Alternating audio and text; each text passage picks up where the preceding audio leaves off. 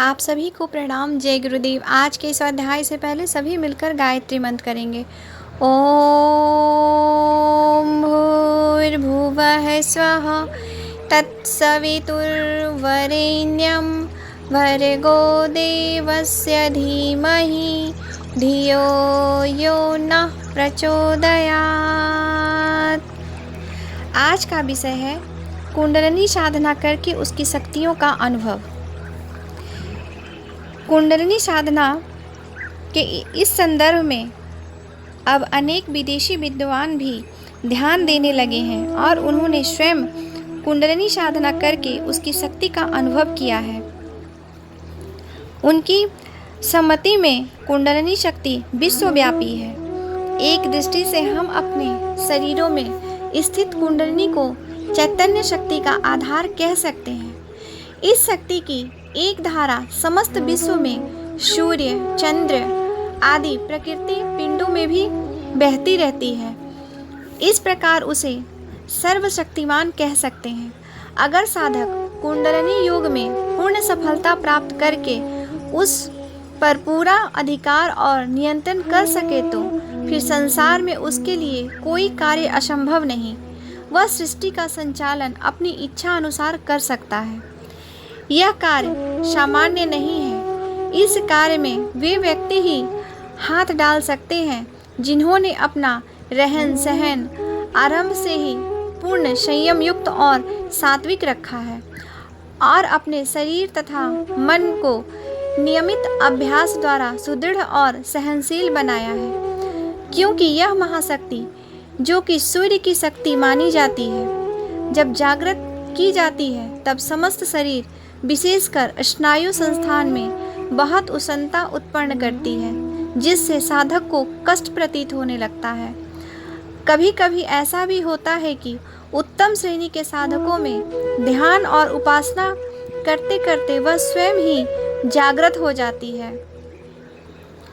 श्री रामकृष्ण परमहंस के जीवन चरित्र से विदित होता है कि जिस दक्षिणेश्वर के मंदिर में महीनों तक काली का ध्यान करते हुए उनकी कुंडलिनी शक्ति जागृत हो गई थी, तब उनको भी ऐसा ही कष्ट सहन करना पड़ा था। उस अवस्था का वर्णन करते हुए उन्होंने बतलाया था, कुछ झुंझुनू सी उठकर पाँव से सिर तक जाती है। सिर में पहुँचने के पूर्व तक तो चेतना रहती है, पर सिर में उसके पहुँचने पर सुध बुध जाती रहती है।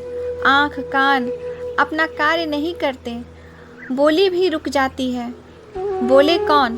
उस समय मैं और तू का भेद भी मिट जाता है। जो शक्ति झन झन करती ऊपर उठती है, वह एक प्रकार की गति से नहीं चढ़ती। शास्त्रों में उसके 5 प्रकार कहे गए हैं। पहला है चींटी के समान धीरे धीरे ऊपर चढ़ना, मेढक के समान 2-3 छलांग जल्दी जल्दी कूदकर फिर ठहरना, सर्प के समान टेढ़ी गति से चलना, पक्षी के समान उड़कर चढ़ना, बंदर के समान 2-3 छलांग लगाकर सिर से पहुंच जाना। किसी भी गति से इसके सिर में पहुंचने पर समाधि हो जाती है। जीवन को उन्नत, शक्तिशाली और महान बनाने के लिए कुंडलिनी जागरण निस्संदेह एक अत्यंत प्रभावशाली मार्ग है, पर यह तभी संभव है जब इस साधना को किसी अनुभवी शिक्षक की देखरेख में किया जाए। इससे भी अधिक आवश्यक यह है कि साधक के आचार विचार और उद्देश्य पूर्णतः शुद्ध हो। आदि शंकराचार्य के कुंडलिनी अनुभव। आदि शंकराचार्य तत्व ज्ञान और ब्रह्म विद्या के अवगाहन में तत्लीन हो गए।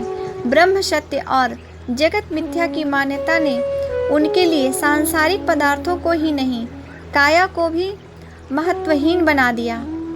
सो वे उग्र तप करने लगे। शरीर को आहार विहार का उपयुक्त पोषण न मिलने से वह कृश होता चला गया और एक समय ऐसी स्थिति आई कि वे उठने चलने फिरने में भी असमर्थ हो गए।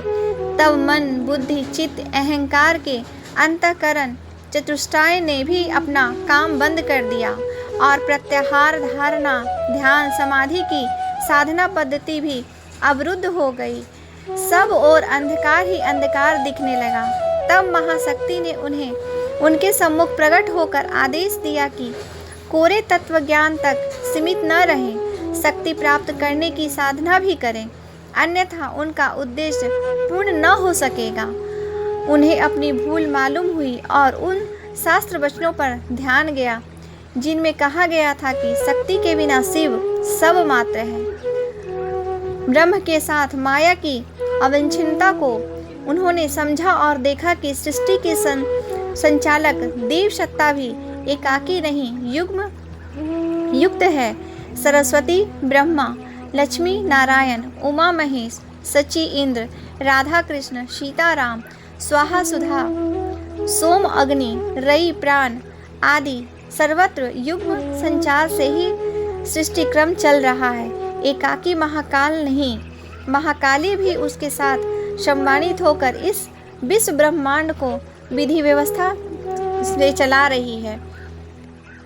पिछले अध्ययन में हम सभी ने सुना शंकराचार्य के सम्मुख जब महाशक्ति ने प्रकट होकर आदेश दिया कि वे कोरे तत्व ज्ञान तक सीमित न रहें, शक्ति प्राप्त करने की साधना भी करें, अन्यथा उनका उद्देश्य पूर्ण न हो सकेगा। उन्होंने अपनी भूल मालूम की और उन शास्त्र वचनों पर ध्यान दिया जिनमें कहा गया था कि शक्ति के बिना शिव सब मात्र है। ब्रह्म के साथ माया की अविच्छिन्नता को उन्होंने समझा और देखा कि सृष्टि के संचालन देवता सत्ता ही एकाकी नहीं कर रही, युग्म युक्त भी है। सरस्वती, ब्रह्मा, लक्ष्मी, नारायण, उमा महेश, सची, इंद्र, राधा कृष्ण, सीताराम, स्वाहा सुधा, सोम अग्नि, रई प्राण आदि सर्वत्र युग्म संचार से ही सृष्टि क्रम चला रहा है। एकाकी महाकाल नहीं, महाकाली भी उनके साथ संवनित होकर इस विश्व ब्रह्मांड की विधि व्यवस्था चला रही हैं। आगे सुनेंगे। भगवती का निर्देश उन्हें पूर्णतः आध्यात्म परंपराओं से ओतप्रोत लगा। नया मता बल हिनिन्य लक्ष्य, यह आत्म बल विहीन को प्राप्त नहीं होती। यह तथ्य प्रकट करते हुए श्रुति ने बलमुपाशाव बल की उपासना करने का निर्देश दिया, सो ठीक ही है। श्री आदि शंकराचार्य ने वेदांत ब्रह्म ज्ञान के साथ शक्ति उपासना का समन्वय किया। अपने छोटे से जीवन में वे अद्भुत पराक्रम कर सकने में समर्थ हुए। मात्र 32 वर्ष जिए। इतनी छोटी आयु में अद्भुत साहित्य का सृजन, ध्वनित निवारण की दिग्विजय, चारों ओर धामों की स्थापना, असाधारण तपश्चर्या तो उनके प्रगट प्रख्यात कार्य है। अविज्ञात रूप से और भी न जाने उन्होंने क्या क्या किया। यह सब उनके ब्रह्म ज्ञान के साथ साथ शक्ति साधना के जुड़ जाने का ही परिणाम था। भगवान बुद्ध भी इसी तरह एक बार शरीर को जर्जर करने वाली तपश्चर्या में संलग्न थे, तो भगवती ने एक कन्या के रूप में उपस्थित होकर उन्हें सामर्थ्यवान बनने की साधना करने का निर्देश दिया था। उन्होंने वैसा ही किया। एकाकी तत्व ज्ञान तक सीमित न रहकर उन्होंने विशाल संघ का निर्माण किया और नव सृजन के लिए व्यापक अभियान खड़ा कर दिए। आसक्त होते तो वे भी क्या कर सकते थे। श्री शंकराचार्य ने जो शक्ति साधन की, उनमें गायत्री उपासना मुख्य है।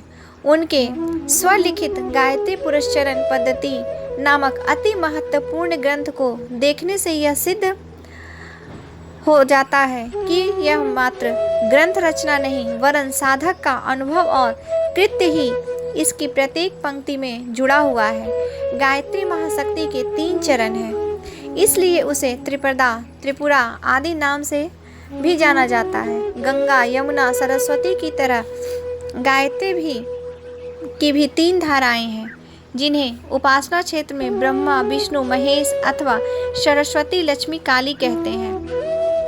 अनगिनत देवी देवता अथवा साधन विधानों का जो विशाल परिवार दृष्टिगोचर होता है, वह इन्हीं 3 वर्गों का नाम रूप भेद है।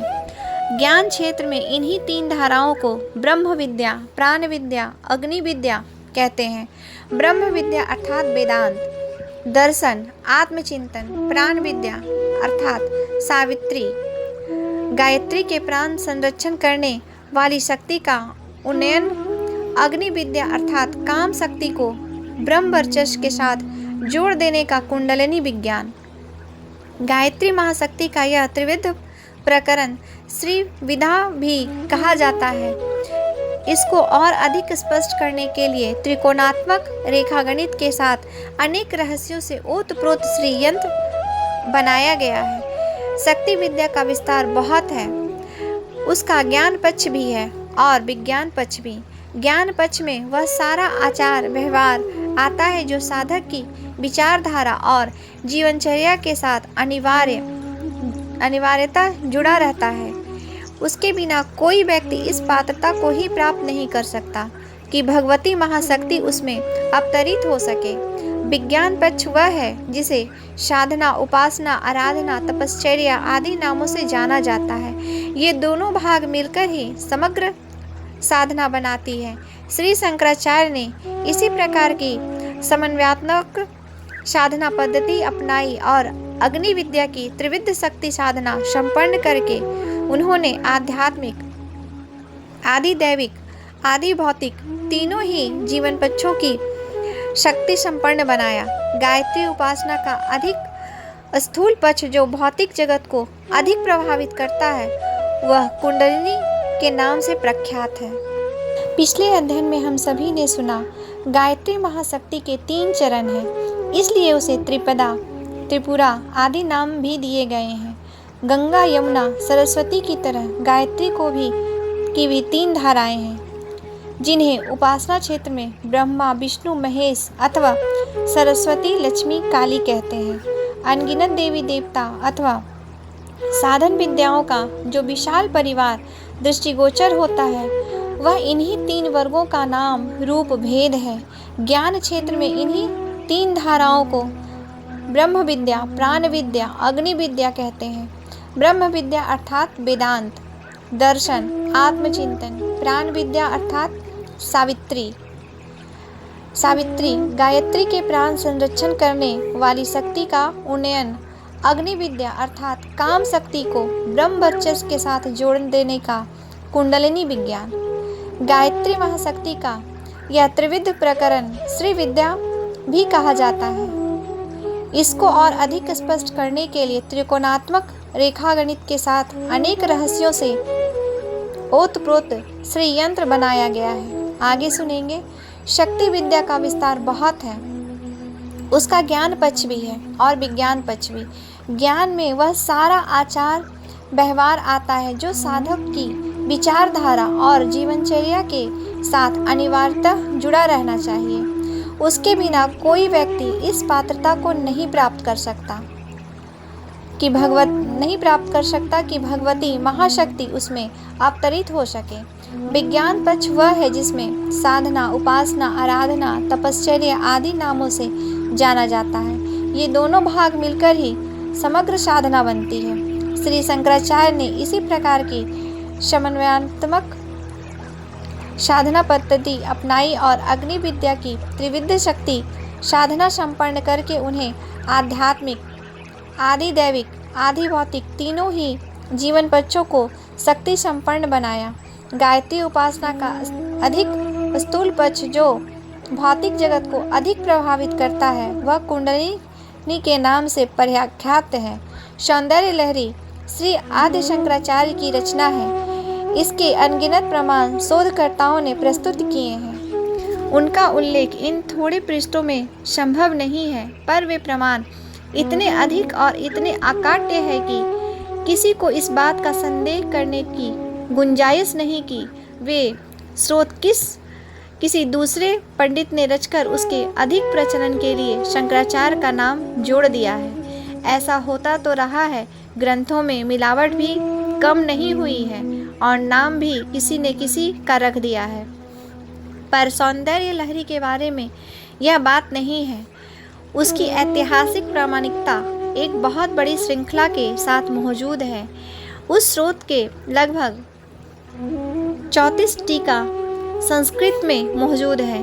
अंग्रेजी में भी कितने ही भाष्य मौजूद हैं, जिनमें कलकत्ता हाई कोर्ट के भूतपूर्व न्यायाधीश सर जॉन वुडरैफ का भाष्य तो देखने ही लायक है। श्रीनिवास आयकर ने भी एक सुंदर टीका लिखी है। भारतीय भाषाओं में उनकी सैकड़ों टीकाएं मिल सकती हैं। इससे भी उस रचना के महत्व का प्रतिपादन होता है। सौंदर्य लहरी में कुंडलिनी शक्ति का स्वरूप, विधान और महत्व बताते हुए भगवान श्री आदि शंकराचार्य ने मूलाधार वासिनी परम चेतना को शक्ति और सहस्त्रवासी पर ब्रह्म को शिव माना है और उनके परस्पर सहयोग से चलने वाले वर्तमान क्रियाकलाप तथा प्रगति के भावी योजना विधान को क्रीड़ा विलास, श्रृंगार विनोद एवं काम कौतुक के रूप में चित्रित किया है। शक्ति को एक नारी की तरह रूप, यौवन, वेश विन्यास, वस्त्र आभूषण युक्त ऐसे एवं मनुष्य जैसी आकृति प्रकृति का मानकर अपना काव्य सृजन आरंभ किया। चूँकि कुंडलिनी शब्द स्त्रीलिंग है और यहाँ प्रतिपादन का मूल विषय वही है, इसलिए इन छंदों में वर्णन देवी का ही प्रधान रूप से हुआ है। शिव गौण है। इतना तथ्य समझ लेने के बाद सौंदर्य लहरी के श्लोकों को पहेलियों की तरह समझना पाठक के लिए संभव होगा और तभी उसमें वे रहस्य उपलब्ध हो सकेंगे, जिन्हें खोजने के लिए आकाशित करना उस रचना के रचनाकार का मूल प्रयोजन रहा है। सौंदर्य लहरी के सभी श्लोकों का उल्लेख तो बहुत लंबा हो सकता है, उस विषय में अधिक संबंधित न होने वाले को बोझिल भी लग सकता है। इसलिए उन 103 श्लोकों में से कुछ एक के उदाहरण बताए जा रहे हैं। इसके आधार पर यह समझने में सुविधा होनी चाहिए कि कुंडलिनी शक्ति की महत्व कितनी बड़ी है। आदि शंकराचार्य की उसके संदर्भ में कितनी गहन निष्ठा थी और वे अपने साधन अनुभव के आधार पर उपलब्ध हुए निष्कर्ष एवं परिणाम से कितने अधिक प्रभावित हुए थे। ऐसे महामानव साहित्य रचना अथवा काव्य कौतुक के लिए न तो अपना बहुमूल्य समय लगा सकते हैं और न अपने व्यक्तित्व को सम्मिलित करते हुए इतनी भाव भरी श्रद्धा व्यक्त कर सकते हैं। बिना अनुभव के पढ़ी या सुनी बातें के आधार पर ही ऐसे महापुरुष इतना प्रबल प्रतिपादन कर ही नहीं सकते। निसंदेह उन्हें इस रचना में अपनी निष्ठा, अनुभूति और उपलब्धि के सहारे ही अपना उद्गार व्यक्त किए हैं और वे हम सब के लिए भी मार्गदर्शक सिद्ध होने योग्य है। आदि शंकराचार्य को कुंडलिनी शक्ति के महत्व पर बहुत गहन निष्ठा थी और वे अपने साधन अनुभव के आधार पर उपलब्ध हुए निष्कर्ष एवं परिणाम से कितने अधिक प्रभावित हुए थे। ऐसा महामानव साहित्य रचना अथवा काव्य कौतुक के लिए न तो अपना बहुमूल्य समय लगा सकते हैं और न अपने व्यक्तित्व को सम्मिलित करते हुए इतनी भाव भरी श्रद्धा व्यक्त कर सकते हैं। बिना अनुभव के पढ़ी या सुनी बातों के आधार पर ही ऐसे महामानव इतना प्रबल प्रतिपादन कर ही नहीं सकते। निसंदेह उन्होंने इस रचना में अपनी निष्ठा, अनुभूति और उपलब्धि के सहारे ही अपने उद्गार व्यक्त किए हैं और वे हम सब के लिए मार्गदर्शक सिद्ध होने योग्य हैं। सौंदर्य लहरी के कुछ हिंदी भावार्थ। तुम मूलाधार में पृथ्वी को, स्वाधिष्ठान में अग्नि को, मणिपुर में जल को, अनाहत में वायु को, विशुद्ध में आकाश को और आज्ञा चक्र में मन को प्रकाश देती हुई उस संपूर्ण मार्ग को भेद कर सहस्त्रार कमल में पर ब्रह्म के साथ विहार करती हो। इसका संकेत है कुंडलिनी शक्ति का जागरण षष्ठ चक्रों के वेधन से संभव होता है। इन चक्रों के साथ मूलाधार, स्वाधिष्ठान, मणिपुर, अनाहत, विशुद्ध और आज्ञा चक्र है। शरीर को प्रभावित आरंभिक 5 चक्रों में अवस्थित 5 चक्र करते हैं। उनके अधिपति क्रमशः पृथ्वी, अग्नि, जल, वायु और आकाश हैं। आज्ञा चक्र महत्व से संचालित और मन को प्रभावित करने वाला है। इन 6 चक्रों को प्रस्तुत स्थिति से जागृत चेतना में लगाकर शरीर और मन को सर्वसमर्थ बनाती हुई पर ब्रह्म के साथ सहस्त्रार में मिलाप करा देती है। ऐसे ही यह दिव्य तत्वों से संपन्न महाकुंडलिनी शक्ति। दूसरा भावार्थ है, अपने दोनों चरण कमलों में बहती हुई अमृत धारा से तुम ही शरीर का सृजन करती हो। सर्पणी की तरह कुंडलिनी मारकर तुम ही मूलाधार चक्र के कुल कुंड में शयन करती हो।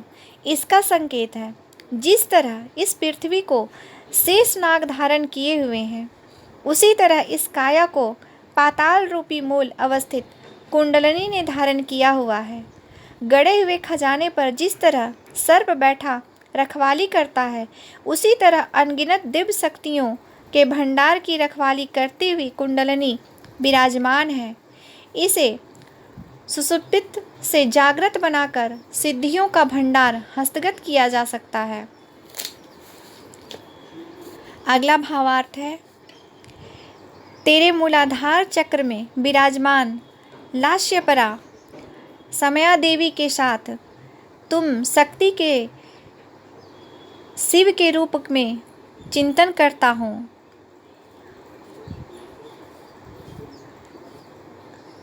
ब्रह्मा के सहित अभी इस विश्व का वैभव तुम माता पिता के संयुक्त सहयोग पर ही निर्भर हो। इसका संकेत है, मूलाधार चक्र में अवस्थित कुंडलिनी शक्ति को सावित्री गायत्री भी कहते हैं। उसका योग पर ब्रह्म में होने के कारण ब्रह्म गायत्री भी कहा जाता है। नाम रूप में भेद होते हुए भी मूल शक्ति एक ही है। इसकी आराधना करने वाला साधक ऐश्वर्यवान बनता है, क्योंकि इस समस्त विश्व का वैभव इस शक्ति युग्म के साथ हाथ में सन्निहित है। आगे है, वंदनीय रुद्र स्वादिष्ठान चक्र में सर्वत्र अग्नि बनकर निवास करते हैं।